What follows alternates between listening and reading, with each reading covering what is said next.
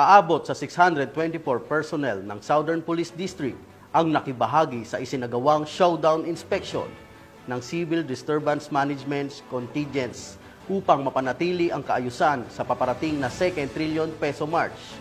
Ngayong darating na Nobyembre, Patrolwoman Reyna Joyce Dalire, ibalita mo.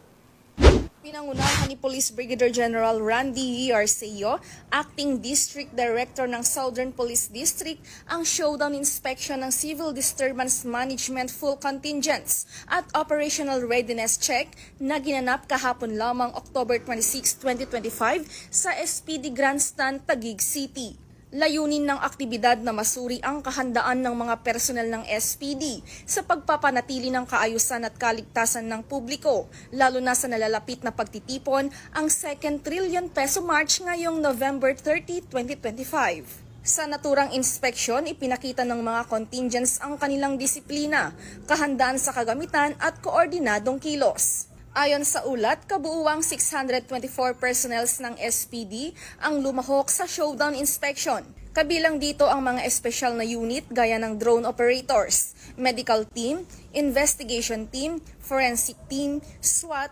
EOD, arresting team at CDM contingents. Ipinamalas ng aktibidad na ito ang mataas na antas ng disiplina, pagkakaisa at kahandaan ng buong pwersa ng SPD sa pagtupad ng kanilang tungkulin na protektahan at pagsilbihan ang publiko.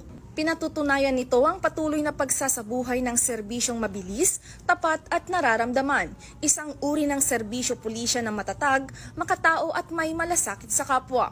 Sa kanyang mensahe, ipinaalala ni PB Gen. Arceo sa lahat ng personnel na nakilahok na panatilihin ng maximum tolerance, igalang ang karapatang pantao at isabuhay ang profesionalismo. Binanggit din niya ang kahalagahan ng mental at physical preparedness, gayon din ang tamang paggamit ng mga kagamitan at resources upang matiyak ang maayos, epektibo at disiplinadong police response. Gayon din ang tamang paggamit ng mga kagamitan at resources upang matiyak ang maayos, epektibo at disiplinadong police response. Mula dito sa Southern Police District, ako ang inyong PNN correspondent, Patrolwoman Reyna Joyce M. Dalire, alagad ng batas, tagataguyod ng Balitang Pulis.